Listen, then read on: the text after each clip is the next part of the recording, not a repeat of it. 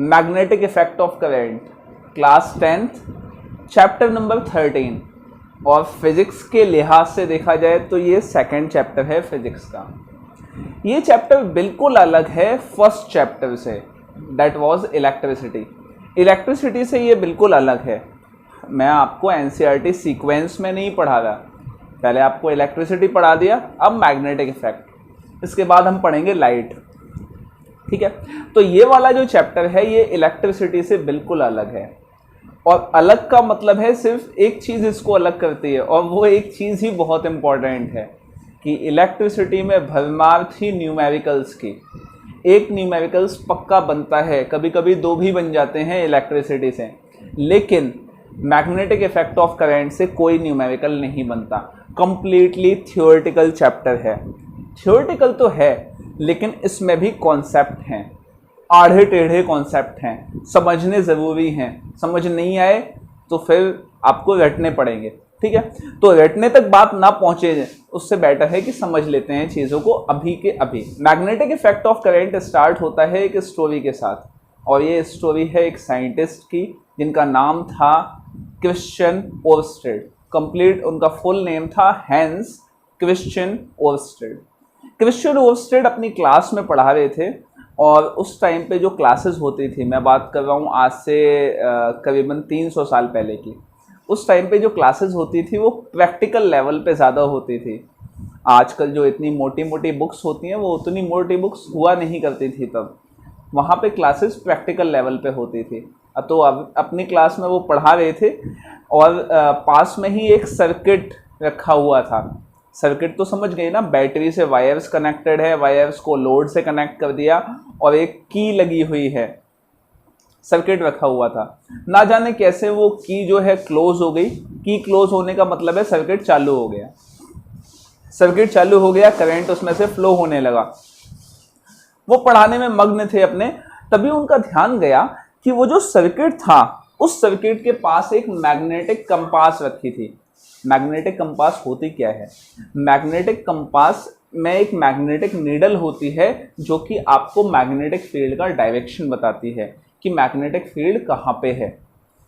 ये पहले नेविगेशन के लिए यूज़ की जाती थी। अब ये नेविगेशन क्या होता है? नेविगेशन का मतलब है रास्ता ढूंढना। रास्ता ढूंढने के लिए ये मैग्नेटिक कंपास यूज़ की जाती थी। ठीक है, तो बेसिकली ये डायरेक्शन बताती है, और डायरेक्शन नॉर्थ और साउथ के टर्म में ही बताती है। कुछ ऐसी एक कंपास होगी, गोल सा डायल होगा इसका, और उसमें एक ये, वैसे तो शेप उसकी ऐसी होती है, और ये जो है ये शेडेड होता है। ये पार्ट, जो पार्ट शेडेड होता है वो नॉर्थ होता है, बाकी साउथ होता है। ठीक है, तो इसको हम ऐसे नहीं दिखाएंगे, बार बार मैं ऐसा नहीं बनाऊंगा, मैं इसको एक इस तरह से शो कर दूंगा मैग्नेटिक कंपास को, और ये जो एरो है ये नॉर्थ को शो करेगा और ये साउथ को शो करेगा। बात को समझ में आ गई? तो ऐसे ही बेचारी नीडल रखी हुई थी।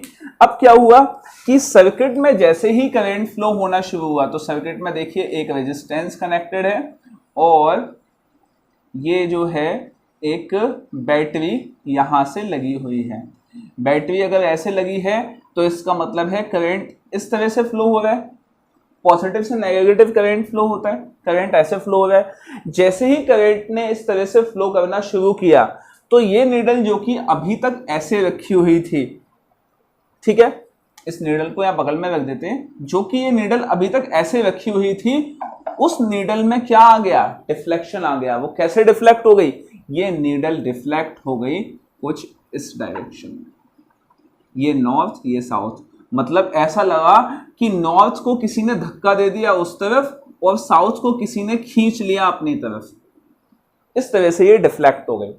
उनको समझ कुछ नहीं आया, वो देख रहे थे खड़े खड़े कि यार ये कैसे हो रहा है, क्योंकि ये बिल्कुल नई चीज़ थी वो जो वो देख रहे थे।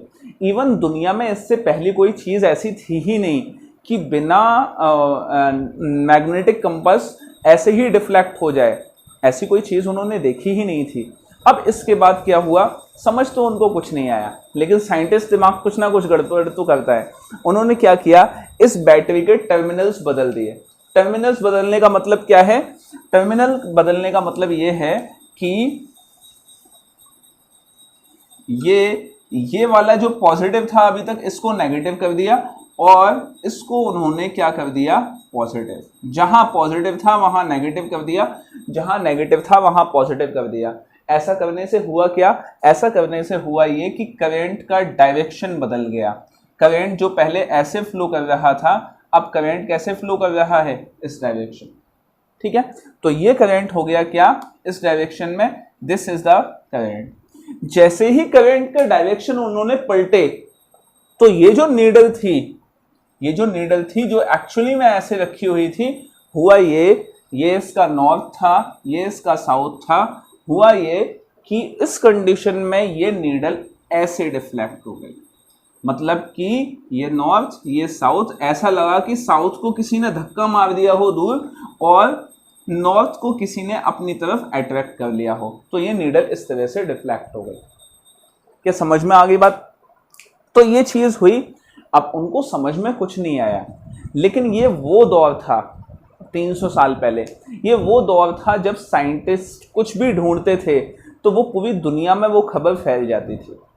मतलब कि आप सोचिए, आज से 20 साल पहले, हाँ 20 साल पहले, 20 साल पहले मतलब आप 2020 चल रही है, 2000 की अगर बात करूँ तो तब किसी के यहाँ अगर बाइक आ जाती थी, मोटरसाइकिल, तो ये खबर बहुत ज़्यादा इम्पोर्टेंट हो जाया करती थी पूरे गांव में, और जहाँ तक ये खबर फैल सकती थी वहाँ फैल जाया करती थी, क्योंकि बाइक क्या थी, वो इम्पोर्टेंट टूल, इम्पोर्टेंट मशीनरी थी उस टाइम पे। आज की डेट में बाइक इम्पोर्टेंट नहीं है, इतनी ज़्यादा इम्पोर्टेंट नहीं है, तो कोई ले भी आए तो बातें नहीं उड़ती, उस टाइम पे बातें उड़ा करती थी। तो अब अगर मैं बात करूँ इसकी, तो 17वीं सेंचुरी में ये वो टाइम था जब साइंटिस्ट रिसर्चेज अपने पीक पे थी। थोड़ी सी भी कोई रिसर्च कोई साइंटिस्ट कर लेता था तो वो बात पूरी दुनिया में फैल जाया करती थी। तो ये बात क्रिश्चियन ओवरस्टेड जो अमेरिका में थे, वहां से ये बात उड़ते उड़ते कहाँ पहुंच गई, ये बात पहुंच गई इंग्लैंड में। इंग्लैंड में एक इंस्टीट्यूट था, उस इंस्टीट्यूट का नाम था रॉयल सोसाइटी ऑफ इंग्लैंड। ठीक है, तो वहाँ रॉयल सोसाइटी ऑफ इंग्लैंड, हाँ यही उसका नाम था। वहाँ पे कुछ साइंटिस्ट काम कर रहे थे, तो उन साइंटिस्ट में से एक साइंटिस्ट जिनका नाम था माइकल फैराडे, उन्होंने ये बोला कि इस सर्किट में जो करंट फ्लो कर रहा है वो करंट कुछ ऐसी फील्ड बना रहा है जिस फील्ड की वजह से इस नीडल पे डिफ्लेक्शन आ रहा है, इस नीडल पे फोर्स लग रहा है। अब सवाल ये है कि फील्ड क्या है, तो फील्ड, इस फील्ड से पहले हम दो फील्ड जानते हैं, वो कौन कौन से हैं, एक है ग्रेविटेशनल फील्ड और दूसरा है इलेक्ट्रिक फील्ड। तो किसी भी चीज़ पे फोर्स लगाई जाती है तो वो दो तरीके से लगाई जाती है। दो तरीके कौन से हो सकते हैं कि अगर फॉर एग्जांपल ये नोटबुक जो टेबल पे रखी हुई है मुझे अगर उठानी है, तो मैं इस पे अपनी उंगलियों से कांटेक्ट में लूंगा इस नोटबुक को और अपने पास ले आऊंगा, तो ये तो हो गई कौन सी, कांटेक्ट फोर्स। संपर्क में आने से ये फोर्स लगी है, कांटेक्ट में आने से फोर्स लगी है। लेकिन अगर इस नोटबुक को मैं नीचे छोड़ दूं, हालांकि छोड़ूंगा नहीं, नीचे छोड़ दूं, तो ये जो नीचे जा रही है, तो क्या किसी चीज ने इसको पकड़ रखा है जो इसको नीचे खींच रही है, नहीं पकड़ रखा ना, तो कांटेक्ट तो है ही नहीं कोई। तो इसको कौन सी चीज नीचे लेके जा रही है, इसको फील्ड नीचे लेके जा रही है। कौन सी फील्ड, ग्रेविटेशनल फील्ड। ठीक है, तो उन्होंने कहा कि ये जो करंट इसमें फ्लो हो रहा है वो करंट किसी फील्ड की वजह से इस नीडल पे फोर्स लगा रहा है। ठीक है, अब उस जो फील्ड को नाम दिया गया, that field was magnetic field, उसको बोला गया क्या, मैग्नेटिक फील्ड। तो मैग्नेटिक फील्ड सबसे पहले हम लिख लेते हैं कि मैग्नेटिक फील्ड क्या होता है। मैग्नेटिक फील्ड, देखिए मैग्नेटिक फील्ड क्या है, मैग्नेटिक फील्ड एक स्पेस है, एक क्षेत्र है, किसके चारों तरफ, एक क्षेत्र है करंट के चारों तरफ, बहते हुए करंट के चारों तरफ एक क्षेत्र है मैग्नेटिक फील्ड। उस मैग्नेटिक फील्ड की वजह से दूसरी चीजों पे फोर्स लगती है, बस इतना आपको याद रखना है। So it is the space around current due to which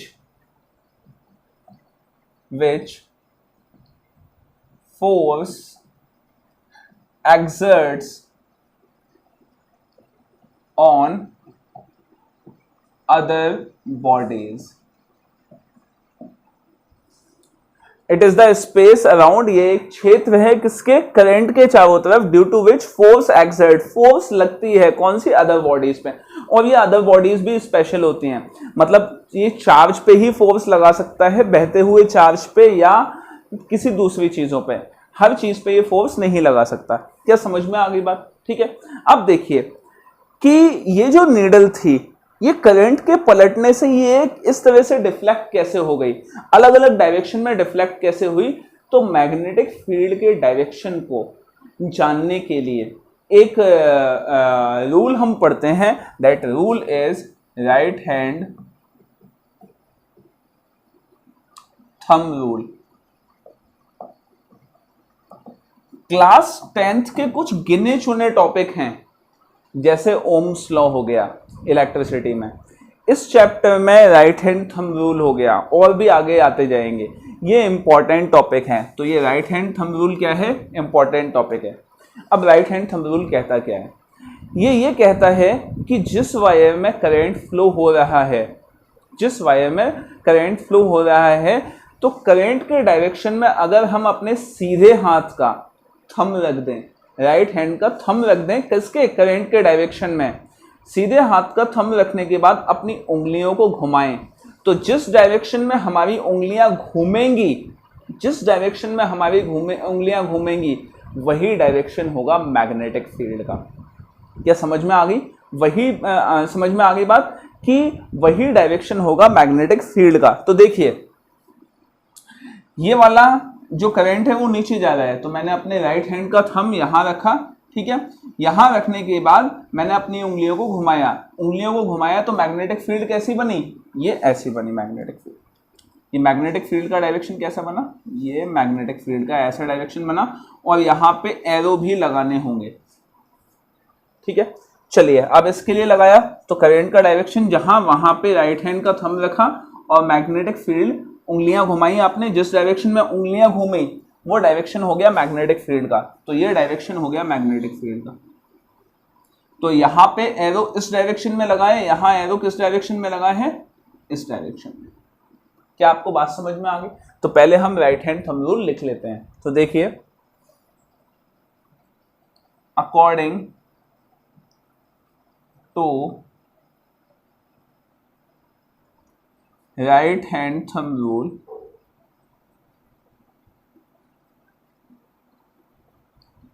thumb rule,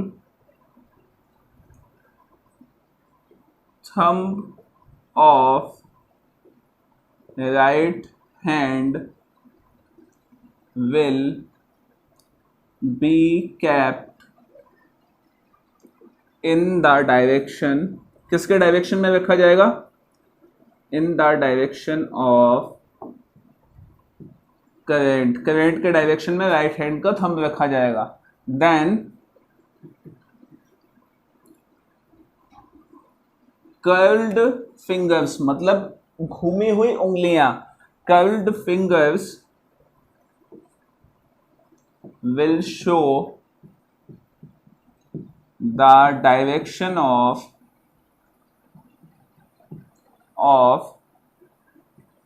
magnetic field. जो कर्व्ड फिंगर्स हैं वो मैग्नेटिक फील्ड का डायरेक्शन शो करेंगे। तो देखिए आप कि अब देखते हैं कि क्या होगा। देखिए कि यहां पे राइट हैंड का थंब रूल लगा के आपने डायरेक्शन पता कर लिया। अब एक चीज और, आपने मैग्नेट के बारे में पढ़ा होगा, कि एक जो मैग्नेट होती है उसमें दो पोल होते हैं, एक नॉर्थ और एक साउथ, ठीक है। और नॉर्थ से मैग्नेटिक फील्ड लाइन बाहर की तरफ निकलती है और वो मैग्नेटिक फील्ड लाइन साउथ में अंदर जाती है। मतलब नॉर्थ से कहां निकलेगी, बाहर की तरफ, ये नॉर्थ है, बाहर निकलेगी, और साउथ में कहां जाएगी, अंदर की तरफ, ठीक है। नॉर्थ से बाहर निकलेगी, साउथ में अंदर जाएगी।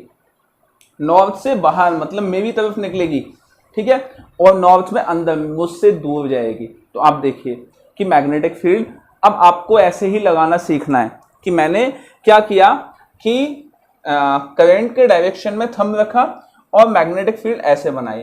तो देखिए उंगलियां यहां से बाहर की तरफ निकली, तो बाहर की तरफ मेरी साइड आई है, मेरी साइड अगर आई है, बाहर की तरफ उंगलियां निकली हैं यहां से, तो इसका मतलब यहां क्या बन गया, नॉर्थ। यहां नॉर्थ बन गया। और अंदर कहां से गई थी उंगलियां, अंदर यहां से गई थी, तो यहां क्या बन गया, साउथ बन गया। क्या आपको समझ में आ गई बात? मतलब देखिए इसको ऐसे इमेजिन कीजिए कि ये वायर ऐसे है, करंट ऐसे जा रहा है नीचे, ठीक है, मैंने करंट के डायरेक्शन में थंब रखा, थंब रखने के बाद उंगलियों को ऐसे घुमाया, तो उंगलियां ऐसे घूमी। तो मुझसे दूर कहां गई हैं उंगलियां, फिंगर्स मुझसे दूर किस डायरेक्शन में गई हैं, इस डायरेक्शन में गई हैं। तो जहां दूर जाएंगी मतलब अंदर की तरफ जाएंगी, तो वहां क्या हो जाएगा, साउथ हो जाएगा। और जहां से बाहर निकलेंगी वहां क्या हो जाएगा, नॉर्थ हो जाएगा। तो मैग्नेटिक फील्ड का डायरेक्शन यहाँ पे क्या हो जाएगा, नॉर्थ, यहाँ क्या हो जाएगा, साउथ। क्या बात समझ में आ गई? अब इसके लिए बनाते हैं, नीचे वाले के लिए। करंट का डायरेक्शन ये ऊपर की तरफ, थंब ऐसे रखा, उंगलियों को ऐसे घुमाया, तो उंगलियां यहां से अंदर गई और यहां से बाहर निकली। तो जहां से बाहर निकलेंगी फिंगर्स, वो डायरेक्शन क्या, वहां क्या बन जाएगा, बाहर मैग्नेटिक फील्ड कहां से निकलती है, नॉर्थ से, तो नॉर्थ यहां बन गया। और जहां से अंदर गई वहां क्या बन गया, साउथ बन गया। तो करंट की वजह से यहां साउथ बन गया, यहां नॉर्थ बन गया, और पहले वाले में यहां नॉर्थ बन गया, यहां साउथ बन गया। क्या बात आपको समझ में आ गई? अब देखिए एक चीज, जैसे पॉजिटिव चार्ज पॉजिटिव को रिपेल करता है, पॉजिटिव चार्ज नेगेटिव को अट्रैक्ट करता है, वैसे ही मतलब कि लाइक पोल्स हमेशा रिपेल करते हैं एक दूसरे को और अनलाइक पोल्स अट्रैक्ट करते हैं। तो वही फंडा मैग्नेटिक फील्ड में भी लगता है कि यहाँ लाइक पोल्स हमेशा रिपेल करते हैं। तो इस करंट की वजह से यहाँ नॉर्थ बना था, तो नॉर्थ ने नॉर्थ को क्या दे दिया, धक्का दे दिया दूर की तरफ, और नॉर्थ ने साउथ को क्या कर लिया, खींच लिया। इसलिए ये नीडल जो पहले ऐसे रखी हुई थी, ये डिफ्लेक्ट हो गई, कैसे, ऐसे। अब इसकी अगर मैं बात करूं यहाँ पे, तो यहां क्या बना था करंट की वजह से, साउथ, यहां पे करंट की वजह से नॉर्थ। अब देखिए साउथ ने साउथ को क्या कर दिया, रिपेल कर दिया, और नॉर्थ को क्या किया, अट्रैक्ट। तो ये नीडल इस तरह से डिफ्लेक्ट हो गई। क्या आपको बात समझ में आ गई? तो इस तरह से ये डिफ्लेक्शन हुआ है। तो आपने क्या समझा, मैग्नेटिक फील्ड और राइट हैंड थंब रूल। आज यही छोड़ते हैं, कल हम और आगे पढ़ेंगे।